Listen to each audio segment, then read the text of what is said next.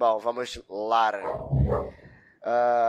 Você quer fazer a introdução, Renato, ou eu faço? O que você quer? O que você prefere? Não, você pode fazer. Tudo bem. Vamos lá, foi... Fernanda não quer fazer, não? Eu gosto eu gosto da Fernanda porque ela... não sei se só eu que acho isso, que ela tem... às vezes, quando ela tá falando, ela tem um tom de voz muito pistola, que é muito bom. Eu acho que eu também acho. E a Fernanda tá uma voz bonita. Eu de voz pistola. Não, você tá uma voz bonita. Vamos... se você quiser, você quer fazer a introdução? Posso fazer, mas não que eu concorde com isso. Mas não que eu coadune com o ponto de vista da candidata.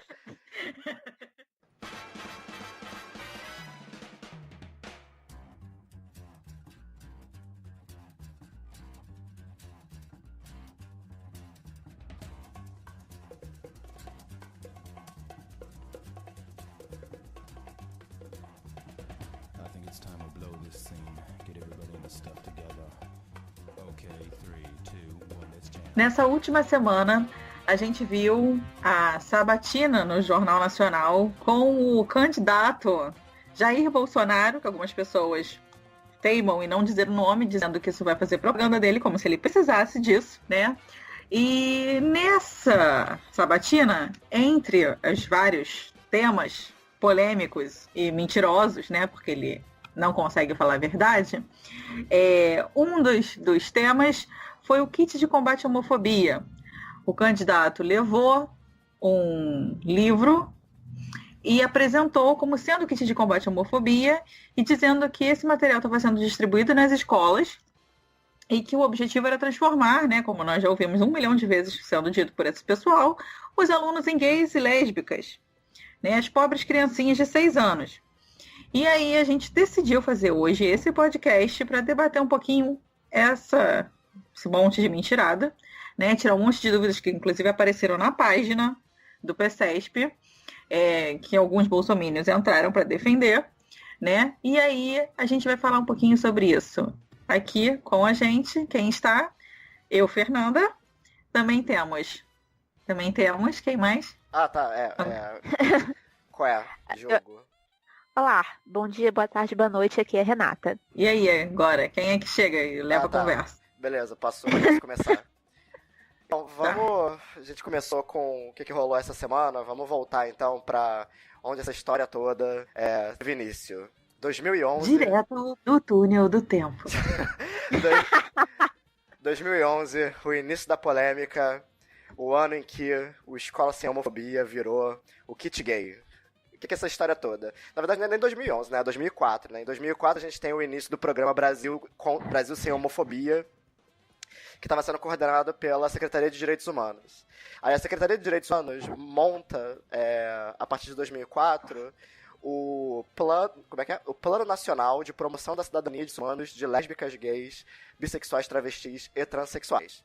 E aí, em 2011, a gente tem a produção do Escola Sem Homofobia, que seria a vertente educacional desse plano nacional. Até aí, tudo bem, problema nenhum. A questão começa quando, ao longo da produção desse material, isso cai no radar de setores das frentes parlamentares religiosas do Congresso Nacional, né? E a gente tem um protagonismo muito importante de figuras como Jair Bolsonaro, né? Hoje candidato à presidência, e de outras figuras tão maravilhosas quanto, que é o caso do Marco Feliciano, criando todo um escarcéu em torno do material. O Escola Sem Homofobia perde o seu nome e ele se torna o famigerado gay. E ao longo dos próximos meses, a gente vai ter toda uma campanha organizada por esses caras para criar, literalmente, um pânico moral em cima da ideia de que isso é uma espécie de, sei lá, conspiração para transformar criancinhas em homossexuais, para desnaturalizar a sexualidade e a moral judaico-cristã. De 2004 ao ano em que começou toda essa treta do Escola Sem Homofobia, né? Treta porque alguns setores fizeram isso uma treta, uma polêmica, né? É importante destacar que 2004 também é o ano em que a Escola Sem Partido é criado. Isso certamente não é à toa, né? Nesses anos iniciais do governo do PT, o governo Lula, Lula e tal,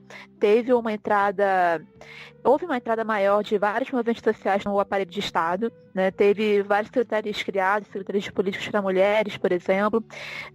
Foi em 2002 ou 2003, Fernanda, você deve saber qual foi o ano que começou a política de cotas federais. Na UERJ, eu lembro que foi a primeira, acho que foi até antes, enfim, é uma coisa que você verificar aqui. A UERJ foi antes, a UERJ foi uma lei estadual e aí foi em 2003, foi a turma anterior à minha. Uhum. Então, esses anos precedem o kit Escola Sem Homofobia. Eles são marcantes porque tem né, existe pelo menos no Estado, uma presença grande de setores progressistas, movimentos sociais, minorias, etc. e tal. E aí começa toda essa questão, né? Quando os setores conservadores se levantam para criticar a Escola Sem Homofobia, com certeza tem uma dimensão aí de reação, né, e de backlash contra essas políticas que tinham ganhado bastante espaço nos últimos anos, né? Com certeza. E eu achei interessante também que o Diogo falou dessa questão de cair no radar, né, da bancada evangélica, porque assim, no livro da Andrea Dipp, que a gente vai lançar semana que vem, inclusive quem estiver no Rio de Janeiro vá no livro, no livro dela, ela fala um pouquinho sobre o papel que os assessores têm nessa área, como é fundamental. Que, às vezes, o próprio parlamentar nem sabe o que está acontecendo na casa, não sabe o que está acontecendo, chega lá, caiu de paraquedas, né? Mas os assessores, eles são ótimos, eles são muito bem, né? Eles têm todo o treinamento, né? Eles sabem todo o cerimonial, todo o ritual da casa, como é que funciona tudo, né? E eles fazem esse papel de ficar acompanhando as comissões e vendo o que está lá que pode vir a prejudicar a moral cristã, né? Então, eles é que vão apontar para os parlamentares, olha aqui, tem esse projeto sendo colocado, né? Que muito, e isso é uma questão importante, né? Que a bancada ela não trabalha muito no sentido de trazer coisas novas, né? Propostas. O que a bancada mais faz essa bancada da Bíblia, né, tanto dos católicos quanto dos evangélicos, o que eles mais fazem é pegar e embarrear as pautas progressistas, né? Então, as pautas de defesa dos direitos das mulheres e dos direitos LGBT, né? Isso é o que eles mais fazem. A gente tem um histórico no Brasil, né? Eu não posso verificar agora, não sei se é só no Brasil, mas pelo menos aqui a gente tem um histórico em que a coesão dos políticos no Congresso, ela se dá muito mais por bancadas, né? Por questões, assim, de bancada mesmo que de partido, né? Então, isso está bastante extremado agora, que o que a gente mais vê é isso, né? São as bancadas agindo de maneira muito mais homogênea e unida do que os partidos propriamente ditos. Eu acho interessante, assim, que em 2011 a polêmica se inicia, no mesmo ano o general manda suspender a distribuição do material para as escolas onde o trabalho já estava sendo feito, né? Eu acho que isso é uma parada importante de explicar, né? O que é o Escola Sem Homofobia, porque ao longo dos anos o kit gay virou uma espécie de termo guarda-chuva para literalmente qualquer coisa. Assim, qualquer livro didático, paradidático que alguém visse com um conteúdo mais estranho, mais sem noção, isso automaticamente virava o kit gay. Cara, foi muito engraçado essa semana, quando teve o debate da história dele mostrando lá o livro.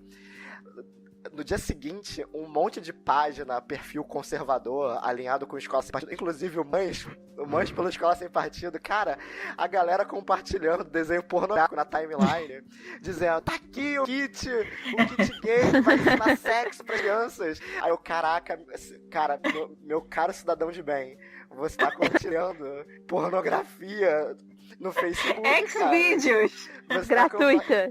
Cara, que vergonha. E é importante entender porque a mulher chega, vai lá, pega o celular do marido, vê os vídeos, né? Aí ele fala, olha, meu amor, olha o que estão mostrando pros nossos filhos. Esse aqui, olha, acabei de receber, esse é o kit gay. E, cara, denúncia, é uma parada importante, né? O kit gay, na verdade, ele é o kit Escola Sem Homofobia, que é um conjunto de 3 reais, né? O primeiro deles é o caderno, né? O caderno Escola Sem Homofobia, que é um material para professores e funcionários de escolas, né? Ou seja, ele é um caderno que orienta como trabalhar a questão da diversidade sexual e questões de gênero na escola. Isso é só para professores. E aí você tem os boletins... É formação de professor, né? Isso não vai ficar em contato com o aluno. Exato. E até porque nem faria sentido, porque não é um material acessível para aluno, assim, é um material com uma linguagem para mesmo, para pessoas da área. E aí você tem os boletins, que são uma espécie de cartilhas com atividade, interpretação de texto, atividades em grupo para os alunos fazerem. E aí tem os vídeos, né? E tudo isso, tirando os boletins, tanto o caderno quanto os vídeos estão disponíveis na internet. Então, tipo, não é um negócio oculto que teve que ser varrido para debaixo dos panos para ninguém saber da conspiração governamental, ensinar sexo homossexual para as crianças. Não, isso tudo você pode ver.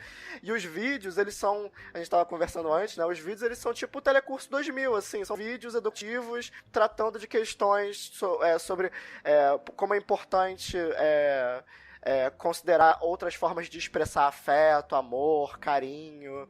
Ele fala não só da perspectiva dos alunos, mas ele fala também da perspectiva dos pais dos alunos. Então o vídeo, ele não é só pro aluno, ele também é pro pai. E ao contrário do que se fala, assim, porque parece que a Escola Sem Homofobia é um negócio pra você trabalhar com creche, né? Tipo, criança de 2, 3 anos lendo uma apostila de 123 páginas discutindo gênero, conceito de gênero, categoria de gênero e sexualidade, não é isso. Todos os materiais, inclusive os vídeos, eles têm uma classificação indicativa. Todos eles são para crianças com, no mínimo, 10 anos de idade. Tem vídeos que são para trabalhar com crianças de 12 anos de idade, ou seja, já são pré-adolescentes, são pessoas que estão entrando na fase da puberdade. Uma fase onde se tem um tipo de discussão que é muito importante, é discussão sobre o que está acontecendo com o seu corpo, é uma discussão sobre como é importante aceitar e entender formas diferentes de se expressar com o seu corpo. Então, quando a gente olha, eu acho que isso é uma parada importante da questão do pânico moral, porque quando você olha para a coisa em si, não tem nada de demais, assim, é só um material instrutivo, basicamente. Não, e aí eu queria fazer um adendo, né, porque, assim, a maioria dos pais está absolutamente cagando para a classificação indicativa dos materiais, qualquer material, né, porque as crianças ficam na frente da televisão o dia inteiro, vendo qualquer coisa, não tem supervisão dos pais, os pais usam a televisão como uma babá. E aí as crianças têm acesso a todos os tipos de violência, a sexo, né? Porque a novela tem tudo isso, os filmes têm tudo isso, e os pais estão absolutamente cagando. Ninguém está se importando com o que a criança está assistindo. Aí a criança vai para a escola e tem um material que é educativo sobre uma questão de gênero e sexualidade, e aí este material que é educativo é o problema. Enquanto a criança está em casa, né, assistindo televisão, às vezes os pais na sala, e tá vendo cenas de estupro, cenas de violência marital, cenas de tudo, né? Tá tudo bem. Aí não tem problema. Aí a criança pode ver a tradicional família brasileira curtindo o seu momento família em frente à televisão.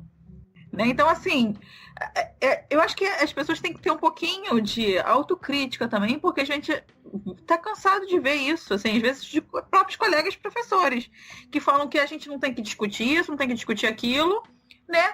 E quando você pergunta, mas o seu filho vê televisão? Ele vê televisão sem você? Que programas que ele assiste? Ele só assiste até tal hora? Não, ele assiste a hora que ele quer, quando ele quer, sabe? Então, assim, ele tá tendo acesso a essa discussão, né? Essa discussão não, ele tá tendo acesso a esse tipo de material, né, esse tipo de coisa, ele está tendo acesso a sexo, sendo justamente de uma maneira que ele não deveria. Agora, da maneira que ele deveria, é que é visto como um problema. Então, assim, esses valores deturpados é que a gente tem que discutir também, né? E tipo, o que o Diego falou, né? Pra deixar bem claro, assim, além de dúvidas, o kit não é para crianças de 6 a 8 anos, como o Bolsonaro ficou gritando loucamente em 2011. É para crianças de no mínimo 10 anos de idade. E, mais importante ainda, boa parte desse material não ia para crianças ou para os pré-adolescentes diretamente.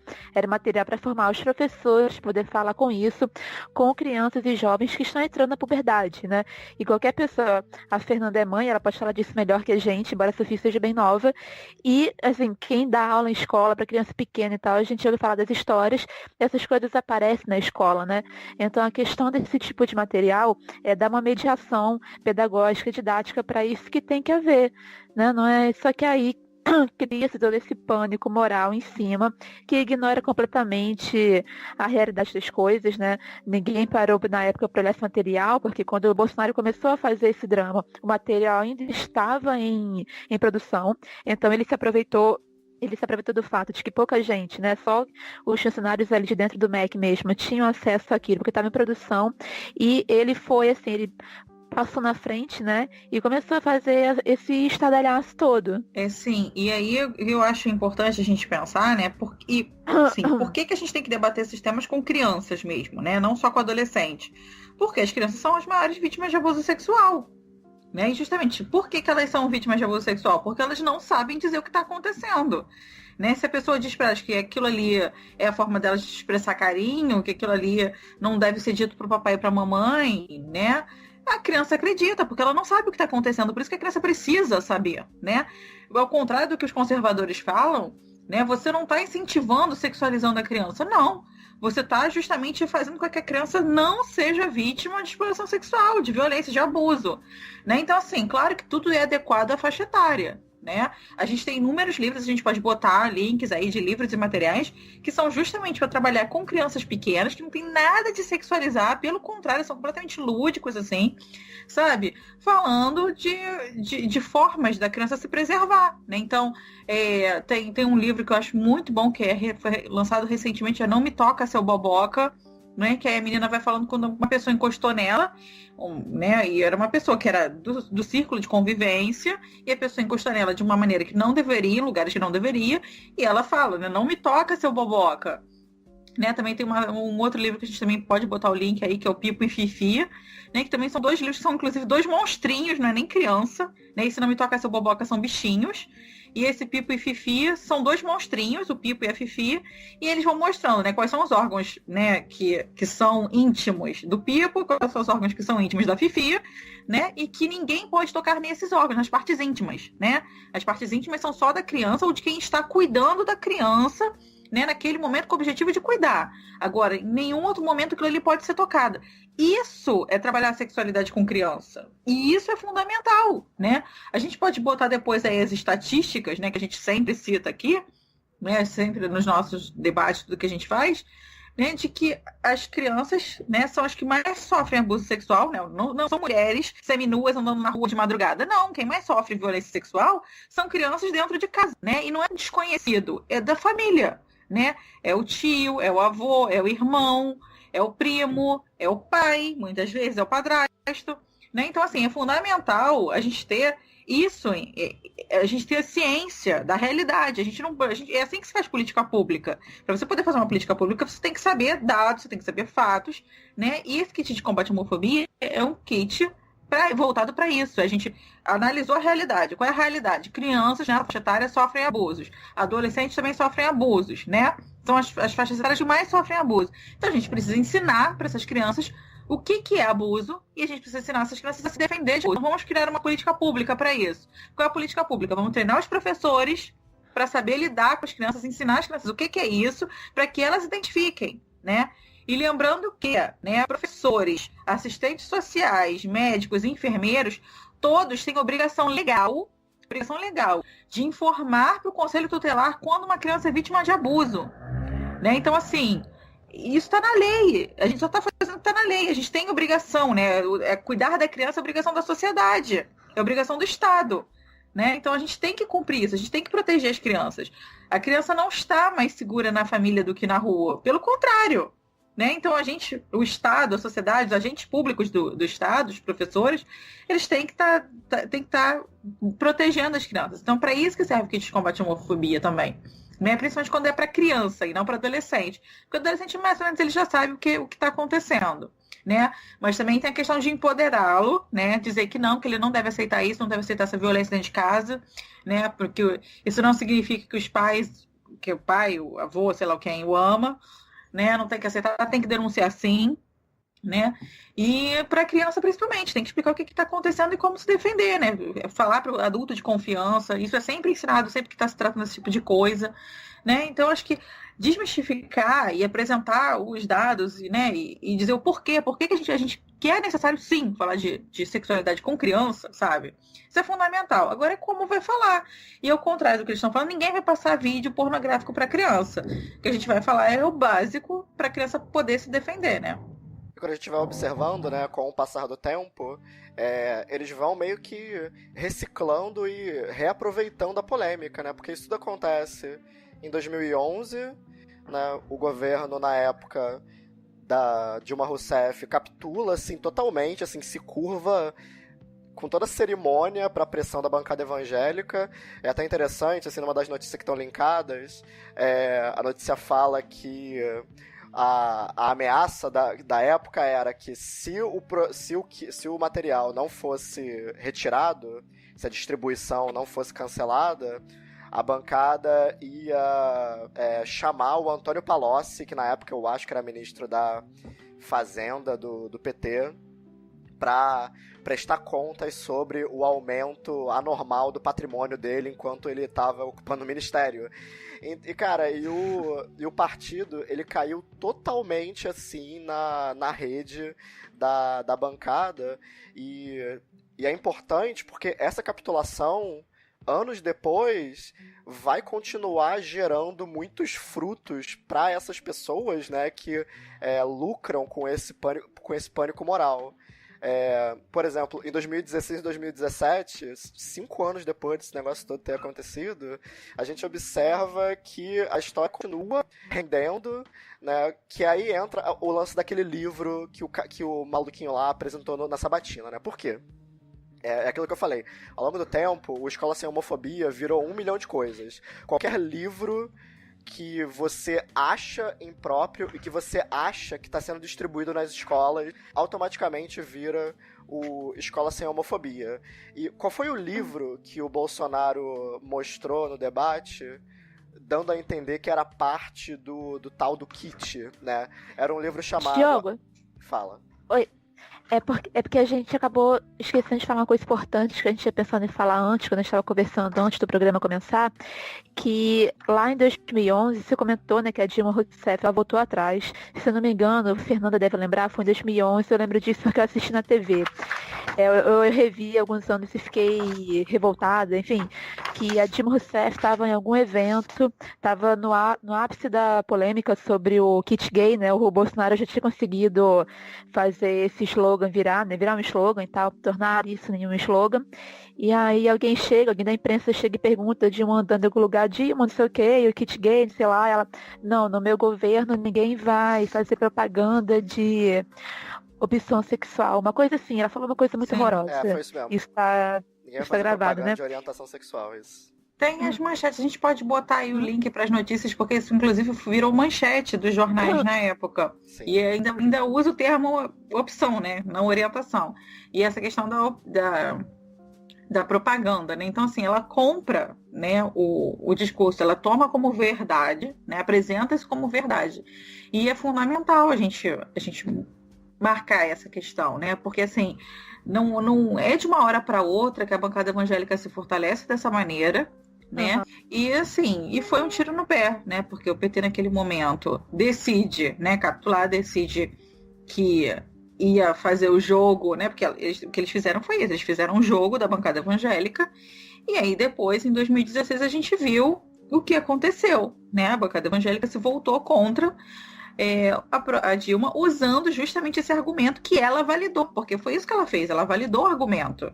Né? O que ela fez foi dizer que sim, então existe ideologia de gênero, né? Porque se a gente pode fazer propaganda, se o Ministério estava fazendo material para fazer propaganda de orientação sexual, né? Então é porque existe ideologia de gênero, né? E aí depois o pessoal vai votar contra a ideologia de gênero, em defesa da família, né? Então isso é fundamental. E é importante a gente falar, né, que assim, apesar disso estar sendo feito no governo do PT, isso está sendo feito no governo do PT porque isso foi uma pressão internacional, né? Assim como estava sendo feito aqui no Brasil, estava sendo feito em vários outros países latino-americanos, em que os índices de violência sexual e violência contra crianças e adolescentes era altíssimo, assim como no Brasil, né? Então, por pressão externa, né, que esses ministérios de educação em vários países do mundo, inclusive aqui a gente tem o caso da Colômbia, que aconteceu coisas muito similares com o que aconteceu no Brasil, né? Inclusive o principal nome contra as políticas para debater gênero na escola, né? O kit anti-homofobia de lá, né? foi justamente um advogado, né, um procurador do Estado, assim como aqui no Brasil a gente tem o Miguel Najib, lá eles têm o Miguel Najib deles, assim, que mundo é esse, né, que tem Miguel Najib em vários lugares do mundo. E aí, coisas similares acontecendo lá fora, porque não saiu da cabeça, assim, do PT, vamos fazer um kit de combate à homofobia. Até porque se a gente for pensar na própria história do PT, né, o PT é criado, né, um dos movimentos que vai da origem ao PT são aquelas comunidades eclesiais de base, né? Então, assim, o movimento católico, aquela esquerda católica progressista, sabe, que lutava pela democratização do país, em defesa dos pobres, sabe, essa esquerda católica que já houve, né, que hoje em dia está bem apagada, porque você tem visto os católicos são mega reacionários, né? Mas essa esquerda católica, ela está historicamente dentro do PT, né? Então, assim, se por um lado você tem a luta por justiça social, por outro lado tem temas que esse grupo não quer que se mexa, né? Então, por exemplo, o aborto é um tema desses, né? As questões de gênero são muito difíceis de debater nesse segmento ainda. Então, não convinha ao PT, né, desagradar a sua própria base, né? Então, assim, talvez isso é uma coisa que a gente tem que pensar, né? Porque, assim, muita gente fala que a Dilma foi obrigada, né, por pressões externas, né, por causa da bancada evangélica, e não é só isso, né? É isso também. Mas não é só, também tem a pressão interna do próprio partido, de questões que não foram resolvidas ali dentro. Né? Você vê, o PT é um partido de esquerda, mas que não tem uma posição de defesa dos direitos das mulheres, né, no direito ao aborto, por exemplo, porque tem todo esse histórico. Então, mesmo dentro do próprio partido, é difícil esse debate. Né? Então, não pode se esperar que o PT na presidência, ainda mais com uma mulher, né, que muita gente do próprio partido não queria que fosse a candidata, né? Ela foi meio que colocada lá a revelia da maior parte do partido, né? Foi a escolha do Lula, né? Então, assim, isso é uma questão do próprio partido mesmo, né? Não só uma questão externa. E aí, para tentar contemporizar, né, os interesses internos do partido e mais as pressões internas do partido, mais as pressões externas da bancada católica, da bancada evangélica, né? E aí acaba se dizendo que sim, né? Porque foi o que ela fez. Sim, existe ideologia de gênero, né? E aí isso se volta contra ela depois. Essa história que a gente está contando aqui, tentando reconstruir esses elos, usando esse material da Escola Sem Homofobia, em vários sentidos, ele resume, assim, ele é o ponto nodal de vários pontos importantes da história recente da política brasileira, né? O que a gente está vendo esse ano com o quanto que felizmente está forte agora a questão do Bolsonaro falar abertamente que ele acha normal, natural que as mulheres ganhem menos porque a gente engravida e tal. Essa generificação muito intensa da política que nunca não existiu, mas que agora está muito mais pungente com o alto índice de rejeição que Bolsonaro está tendo, com as declarações constantes dele sobre questões de gênero e sexualidade, o fato de que, muito obviamente, o Bolsonaro atrai muitos homens porque ele encarna um ideal de masculinidade que muitos homens se sentiam, né, reprimidos ou que estavam em decadência, enfim, tem várias questões disso, e o Escola Sem Homofobia, ele amarra muitas dessas coisas, né? Porque, como a Fernanda falou, quando a Dilma Rousseff fala, né, concorda com a bancada evangélica e faz parecer que você falar de homofobia é uma coisa suplementar à educação, uma coisa que poderia não estar ali e isso não seria algo perdido, ou seja, ela torna isso um adendo que não era necessário até ali e só é necessário a partir de agora porque é um projeto externo. Ela embasa essa imagem que a bancada evangélica cria de que falar de gênero e sexualidade é uma coisa externa à educação, né? Então, esse tipo de coisa, essa concepção de gênero e sexualidade e essa negação do gênero e da sexualidade enquanto uma dimensão da existência humana e que, portanto, por 2 mais 2 deveria estar na escola, porque a escola é formada por pessoas em relação e tal, enfim, essa narrativa que vilaniza tudo isso e que torna isso uma tentativa de destruir a família, isso é uma coisa que foi, assim, quando não admitido abertamente por membros do Partido dos Trabalhadores, foi aceito quando o partido não comprou essas brigas, né? E quando capitulou com esses setores. Numa notícia que a gente está usando de 2011, tem até um comentário de que, nessa época, o Antony Garotinho, ele era uma das pessoas que estava articulando essa resistência da bancada evangélica ao material Escola Sem Homofobia. E aí, quando a Dilma capitulou, ele fala também que a bancada, ela ia deixar, então não ia fazer o que ela tinha prometido fazer e tal. E aí que a notícia do G1 fala o negócio do Palocci que o Diogo comentou. Enfim, eu acho que é muito bom a gente ter isso em mente, porque é nesse sentido que o tema da educação vem ganhando tanta centralidade nos últimos anos no debate político e público como um todo. É por meio dessas questões de educação e gênero e sexualidade, e que são questões que acho que muito provável, como as coisas estão agora, que em menor ou maior medida vão decidir as eleições desse ano, né? De vista ao que o Bolsonaro está apurando mais ainda e incentivando essa masculinidade tóxica, violenta e tal, enfim. Então, a história do material Escola Sem Homofobia é essa história de toda essa vilanização do gênero, da criação não porque é uma coisa anterior, né? Mas da articulação maior de vários setores do conservadorismo brasileiro, da extrema-direita brasileira, que vão crescendo e ficando mais virulentos e mais violentos conforme eles vão construindo sobre a questão de gênero e sexualidade a imagem de um monstro que quer destruir a sociedade brasileira e etc., né? Enfim, e aí, isso que a Fernanda falou, né, que a gente queria destacar o MEC, ele sentou em cima desse material naquele momento. A gente tem vários conhecidos e tal que trabalharam no MEC, enfim, com essas coisas de pé, é uma coisa assim notória nesses círculos. O MEC, ele deixou essa polêmica correr na época, ele não comprou a briga e ele deixou a coisa chegar ao ponto em que a presidente acabou cancelando o programa, né? Então, enfim, é triste, 7 anos depois, vários anos depois, a gente percebe o quanto que isso deu o quanto que isso deu gasolina para esses setores de extrema-direita crescerem, né? A gente comenta isso em outros lugares nossos, que esse também é o segundo momento de grande crescimento do movimento Escola Sem Partido, né? Porque é mais ou menos nessa época, uma das primeiras vezes que o movimento Escola Sem Partido se apropria dessa pauta que a escola está destruindo família, que a escola está invadindo o espaço da família e tal. E é nessa época que o Miguel Nagibe, criador do ES, começa a receber mais convite para entrevista, aparece mais em jornal, em revista, internet, etc.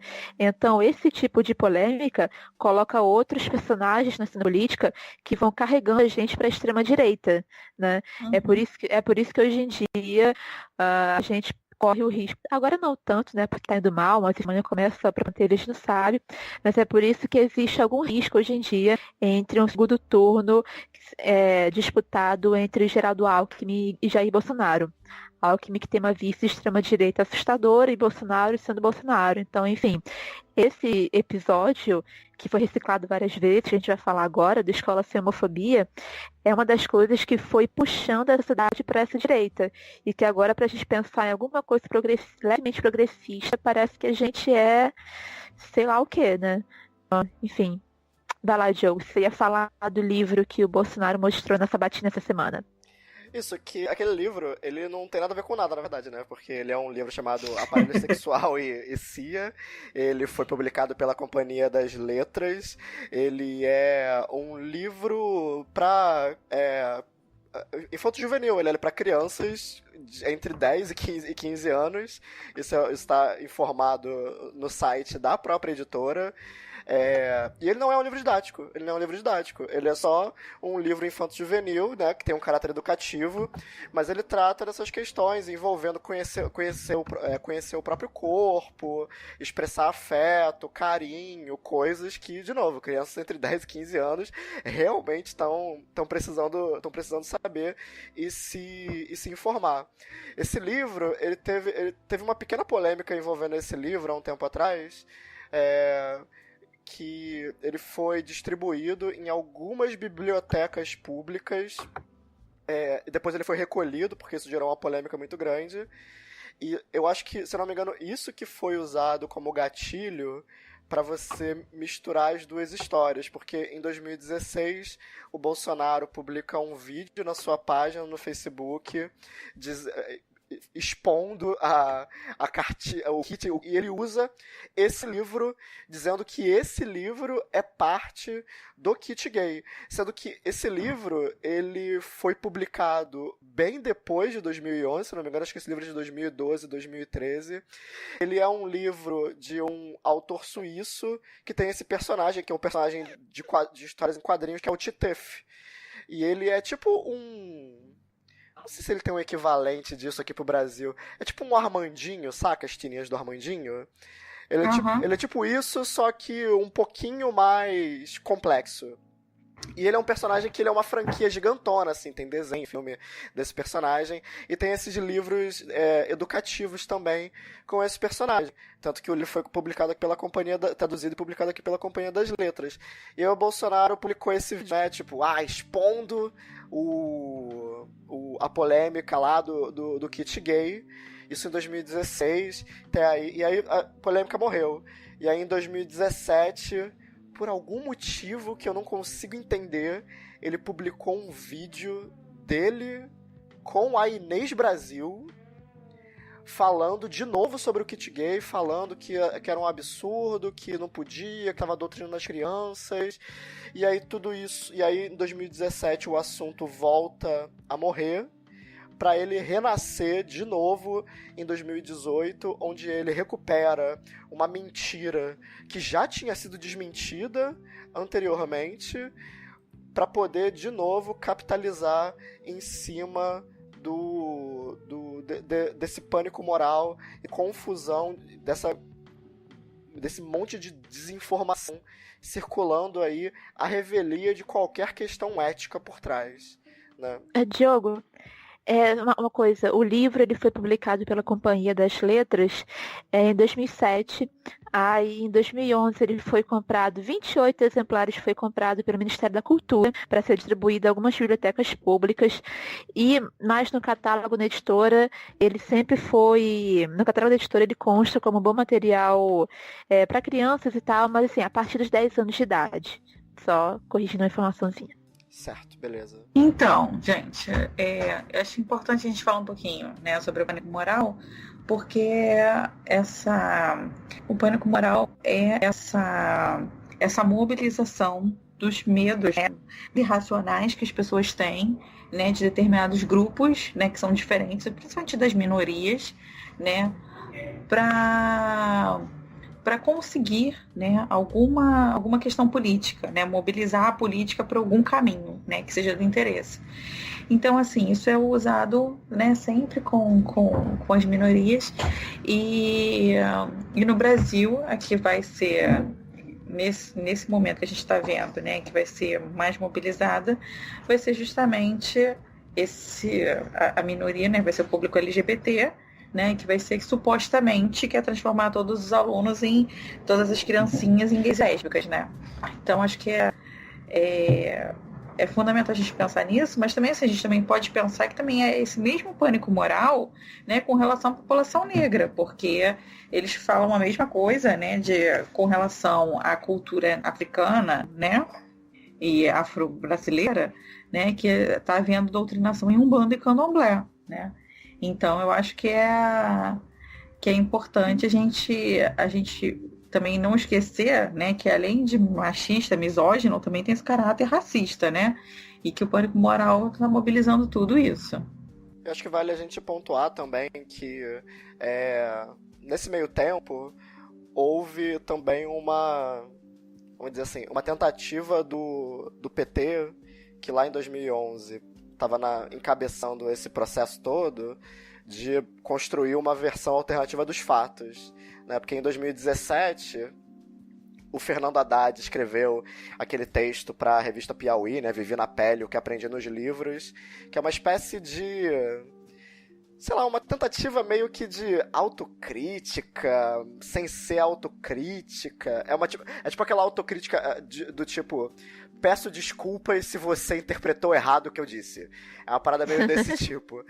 E aí, ele comenta nesse texto sobre o Escola Sem Homofobia, e ele meio que tira o dele da reta, né? Ele meio que coloca que o Escola Sem Homofobia não teve nenhum envolvimento do MEC o que claramente é mentira, porque apesar do programa ter começado a ser criado em 2004 pela Secretaria de Direitos Humanos, a responsabilidade por organizar a produção do material foi pro MEC.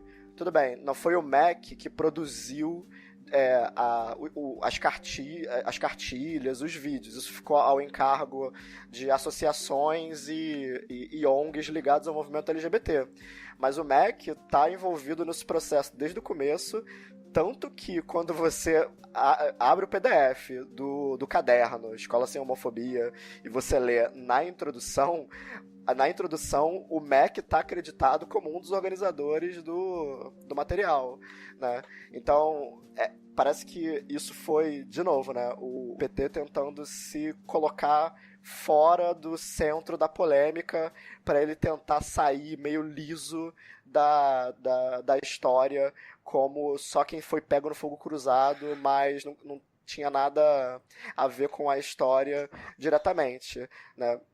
O que parece que é muito preocupante, porque parecem duas versões do mesmo problema, né? De um lado a gente tem essa galera de extrema-direita fomentando pânico moral e não querendo se responsabilizar pelas mentiras que eles propagam, e do outro lado tem partidos políticos que, se não na prática, pelo menos em nome, encabeçam o campo progressista e também não querendo se responsabilizar pelas pautas que elegem esses caras, né?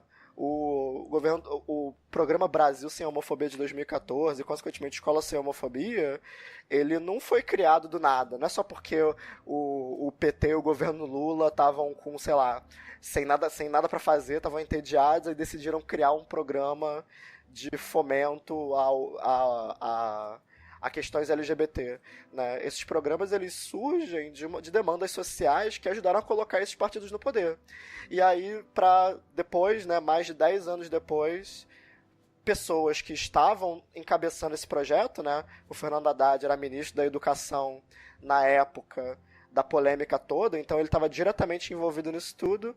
E aí a gente vê todo um processo de gente que simplesmente não quer se responsabilizar pelos seus próprios atos, né? E isso, eu acho que esse ciclo, ele é a primeira coisa que precisa ser quebrada, né? Não tem lá a piada do Gulag Canavieiro. Então, acho que a primeira coisa que tem que ir pro Gulag Canavieiro não é ninguém tem que ir pro Gulag Canavieiro. Quem tem que ir pro Gulag Canavieiro são esses ciclos de politicagem em que as pessoas acabam caindo porque elas não querem se comprometer com as próprias pautas que elas fomentam, né? Então acho que isso é uma parada... Falei. Especialmente, né, quando a pauta tem a ver com gênero e sexualidade. Pelo menos nos últimos anos a gente tem visto muito, não dá pra lutar por isso agora não é o momento e tal. E aí a gente tá numa onda conservadora no Brasil, em boa parte da América Latina. A gente sabe que a gente tem vários correlatos de escola sem partido e dessa coisa de gênero na Colômbia, no Peru, com aquelas coisas de com mis hijos não te metas, não se meta com meus filhos e tal. E mesmo assim a gente vê uma campanha super forte na Argentina pelo aborto, né? E a gente vê o quão forte aquilo foi. E o que a gente tem visto é essa capitulação, né, crescente que você está falando, Diogo.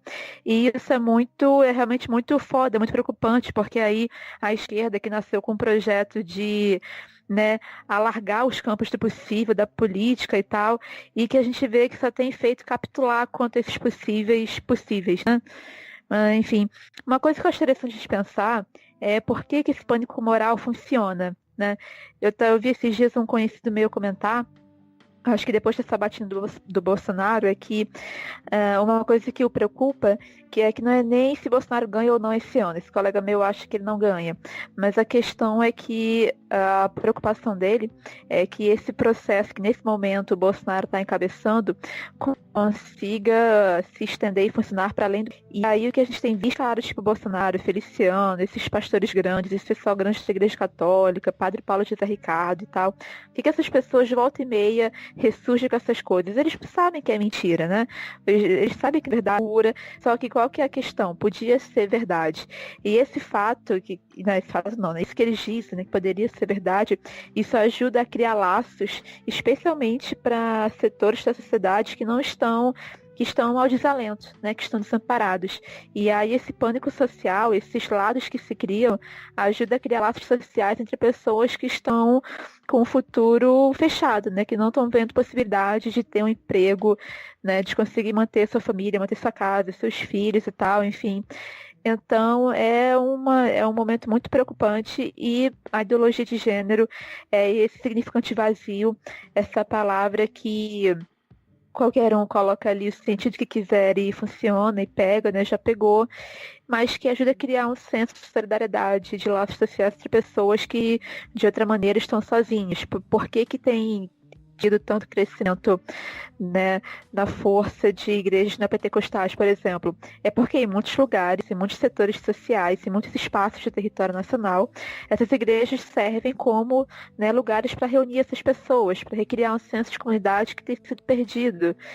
Então, enfim, é por isso que a gente tem tido tanto crescimento dessas coisas, né? A gente está num caldo econômico-social que essa sensação de desalento e de, sei lá, decadência, destruição, que não necessariamente quer dizer que não é por causa disso, não é ideologia de gênero que está acabando com os nossos direitos trabalhistas, não é ideologia de gênero que está ameaçando a aposentadoria de ninguém, mas ela acaba porque a extrema-direita tem sido esperta nisso, esse significante vazio no qual, né, todas essas ansiedades e essas angústias são investidas. E é por isso que muita gente fala que vai votar no Bolsonaro e tal, porque tem que radicalizar e etc, né? Por isso que é uma luta tão complicada, né? Muitas vezes, boa parte do tempo, na verdade, ela não passa por uma avaliação das coisas, né? São esses termos e a gente vive comentando aqui, a gente comenta as análises que o Fábio Malino faz, o Telado faz, essas pessoas que acompanham a movimentação, o compartilhamento de notícias, de manchetes e tal, o que essas análises mostram é que o que circula mais são as coisas que têm um apelo emocional muito grande. Então, assim, é mais uma evidência de que muitas vezes esses slogans políticos, eles circulam e eles acabam, né? Acabam conseguindo eleitores por causa desse apelo a ansiedades e angústias, né? E aí é uma coisa muito cruel, porque a gente está falando aqui de uma coisa muito séria, muito pungente, muito grave, urgente, que é falar de gênero e sexualidade, é combater violência doméstica, é combater violência sexual contra crianças e adolescentes e tal, mas isso é completamente deixado de lado e esse é um dos grandes desafios para quem tenta entender e explicar o que está acontecendo. É deixado de lado e é investido num termo que significa os limites de onde a gente pode ir, né? Tem gente que acha que ideologia de gênero é a destruição da família. Tipo, muita gente acha isso. E assim, é impressionante realmente o que a extrema-direita conseguiu fazer aqui, né? Carregar boa parte da nossa discussão política para a direita e conseguir tornar coisas tão... sei lá, né? Quando que a gente ia achar que ia ter tanta gente mobilizada contra o combate à violência sexual de crianças? Mas tem, né? Então, enfim, é realmente uma série de movimentos muito astutos, muito tristemente astutos. Sim, eu acho que a principal questão aí, né, é que justamente os setores que mais defendem, né, que mais se mobilizam por conta da ideologia de gênero são os que mais vão sofrer as consequências, né? Porque se a gente pensar, né, até tá no livro da Andrea Dipsy que a gente já falou, né, que boa parte do eleitorado, né, da bancada cristã, bancada católica, bancada evangélica, né, que estava lá, né, favorável ao impeachment, porque estava querendo defender a sua família da ideologia de gênero, né, são pessoas que necessitam de programas sociais, são as que mais necessitam dos programas sociais, né, na sua maioria são pessoas negras e pobres, né, mulheres, então são as principais pessoas que precisam dos programas sociais e estavam, né, por conta desse factoide, né, da ideologia de gênero, defendendo o impeachment que veio para destruir todos os direitos sociais, todas as políticas sociais conquistadas, né, e isso é fundamental a gente pensar, né, que por quê, né, porque é algo que toca diretamente. Você vai falar de questões econômicas, questões sociais, é algo muito complexo, a maioria das pessoas não está acostumada a debater esse tipo de coisa, né, E aí você pega e fala, olha só, eles estão ameaçando a sua família, né? O seu filho vai ser transformado em gay, né?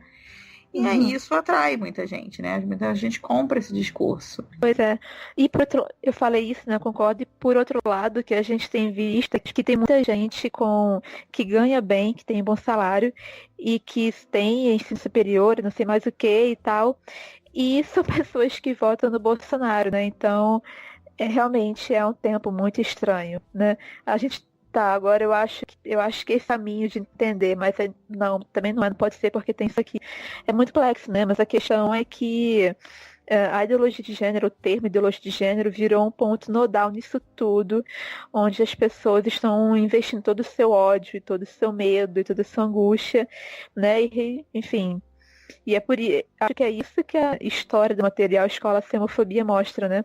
Como que crescimento, essa pauta de ódio, de combate às mulheres, etc., de combate aos avanços que a gente conseguiu nos últimos anos, né? Como que isso está virando um atalho para outras coisas, para uma série de sentimentos. Acho que a gente conseguiu. A gente queria contar um pouco a história, né? Quais foram os principais momentos, assim, onde a escola sem homofobia foi utilizado. E explicar que não é algo para crianças de 6 anos, é formação de professores, é para crianças acima de 10 anos, então crianças e pré-adolescentes, gente que está iniciando a puberdade. Quem lida com crianças, quem é professor de ensino fundamental, ensino infantil, sabe que essas coisas aparecem. Então, é também um debate que ganha, né? Ele gera muito ruído na esfera pública, então as pessoas que sabem que aquilo é importante parecem que não tem espaço. Ele gera tanto desespero e tanto ódio, tanta raiva, que ele impede que as coisas mais ponderadas possam ser ditas e possam ganhar espaço, né? Ele acaba dando o enquadramento possível de conversa pode acontecer. Mas eu acho que a gente conseguiu fazer isso, né? A gente também comentou de como ele também é mais um dos pontos em que o pragmatismo dos governos anteriores do PT foi problemático para o presente que a gente tem hoje, né, das brigas que o partido devia ter comprado e não comprou. Então, ele acaba servindo como lição de, né, que a gente tem que pensar muito, tipo, se a gente pode comprar ou não essa briga agora. É por isso que em tudo que a gente ouve hoje em dia, se agora é o momento de entrevistar o Bolsonaro e falar ou não falar das coisas de homofobia e misoginia, porque parece que não funciona, parece que ele cresce em cima disso. Eu não consigo decidir, realmente fico muito... Não sei, às vezes eu acho isso, às vezes eu acho aquilo, é difícil. Mas, enfim, a nossa ideia aqui era dar subsídios, né? A gente vai colocar os links na descrição. Acho que nossa ideia principal é colocar para vocês essa cronologia que a gente costuma fazer aqui no PCESP, no MED, para a gente tentar entender essas coisas, né? E então, acho que o mais importante foi essa cronologia que a gente fez e os comentários que a gente fez, como que essas pautas elas se articulam e através dessas articulações elas estão virando monstros novos, né? Só que assim, para tentar deixar o Diogo menos triste, da mesma maneira que elas foram virando monstros de várias cabeças conforme se articulavam, elas também podem virar ursinhos carinhosos da Ursal, não sei, eu tô tentando pensar em algum eu tô tentando pensar em algum equivalente progressista.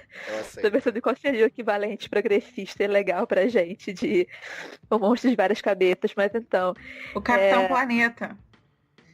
Alguma coisa por aí. Acho que deu pra resumir a ideia. Mas então, enfim, né? É bom lembrar que isso que a gente comentou, né, que eu falei, de que esse futuro sombrio, ele não é uma coisa dada, né? Ele não é um dado da natureza. Ele é resultado de um projeto político que nesse momento está tendo sucesso. Mas ele pode ser... Ai, qual é a palavra? A gente fugiu. Revertido. Isso, revertido. Então, enfim, é para isso que a gente está aqui. E você, Fernanda Moura? Fernando? Não tem nenhuma consideração mais pra fazer, não, gente. Porra, gente, eu fico me sentindo culpada. Caramba. Triste. Não é que eu esteja triste, é só que, tipo, a gente já falou tudo que tinha que pra falar. O Bolsonaro é um idiota, é um machista, um misógino, é tudo de ruim. Ele não fala lé com cré, gente, com relação a nada, entendeu? Ele é idiota mesmo, porque não é que ele não entenda algo complexo, ele não sabe nada de nada, sabe? Ele tá 30 anos lá e ele não consegue saber o básico do cargo dele, sabe? Então, assim, ele é isso, né? Ele tava lá pra encher o rabo de dinheiro da família dele toda, os 1000 laranjas que ele tem, né? Que toda a cidade que ele nasceu lá cheio de laranja, tem a reportagem da época, a gente pode botar aí também pra vocês o link, né? Que todo mundo enriqueceu lá, agora ele é dono de tudo da cidade, né? E foi pra isso que ele foi pra política, não foi pra mais nada além disso, né? Então, é isso, gente. Não tem porquê dar ouvidos a essa pessoa, né? Mas a gente sabe que tem gente que dá ouvido porque compactua, porque acredita, né? Não, e não tô falando que acredita no sentido de só de, acredita no que ele fala, acredita que ele tá falando coisa boa. Não, acredita mesmo, assim. Pessoas que são como ele, sabe? Então, pessoas como ele querem ele lá, né? A gente não pode achar que tá todo mundo enganado. Não. Tem gente que realmente quer aquilo ali, tem gente que quer, né, a porte de arma para matar todo mundo, tem gente que quer que as crianças continuem sendo violentadas. E é isso, né? Tem gente assim, sabe? Então, se a gente pegar as estatísticas de violência contra mulheres, as estatísticas de violência contra crianças, né? Abuso sexual contra a criança, gente, quem são essas pessoas, né? Se essas pessoas existem, né? Se a gente tem esses números tão alarmantes no Brasil, a gente tem eleitores de Bolsonaro. O Bolsonaro é a pessoa que defende tudo que eles acreditam, sabe? Então é isso. Então, enfim. Agora a gente tem que esclarecer quem, né, não concorda com isso. Mas a gente nunca vai conseguir tirar todo mundo, porque tem gente que é assim. E é isso. Então, aproveitando que a gente tá terminando numa nota bem pra cima, né? Todo mundo feliz, contente. Vamos para os recadinhos finais. Vocês têm algum recadinho? Gente? Apareçam todos e todos no nosso evento na UERJ, quarta-feira, 6h30, auditório 111, no 12º andar. Quase certeza. É 11º? Não, peraí. 11º. Tá. 11º andar lá na UERJ, auditório 111, 6h30. 6h30 a gente vai ter uma mesa com a Fernanda, com a professora Denise Sepúlveda, que é lá da UERJ de São Gonçalo, com um tema muito maneiro. A gente vai divulgar material sobre isso daqui a pouco ou amanhã no evento. E a Andréa Dipp, que é autora do livro que a Fernanda está lendo, é jornalista da Agência Pública de Jornalismo Investigativo. Esse nome é super bonito. E depois a gente vai fazer o lançamento do livro da Andréia lá e tal. Enfim, apareçam, vai ser muito legal. Deem um oi pra gente. Mandem e-mail pra gente para dizer o que vocês estão achando do programa. Podem falar com a gente pelos e-mails aqui embaixo ou pelo Facebook, Professores com Escola Sem Partido, Movimento Educação Professores contra a Escola Sem Partido é uma página, Movimento Educação Democrática é outro. A gente também está no Instagram, Profs contra o UESP e Move Educação Democrática. Estamos no Twitter, @Profs contra o UESP.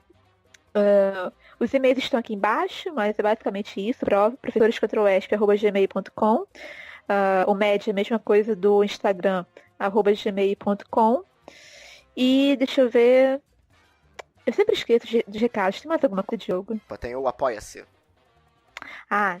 A gente está saindo no feed do Sobre História, como vocês sabem. Muito obrigada, galera do Sobre História, por hospedar a gente aqui. No momento, Sobre História, a gente está sumido porque a gente perdeu o último programa que eu tinha gravado no HD do Daniel, que aparentemente queimou e tal, enfim. Vai ser foda recuperar aquilo. E a gente está vendo umas outras possibilidades de funcionamento e tal, enfim. Então talvez a gente sobre história, né?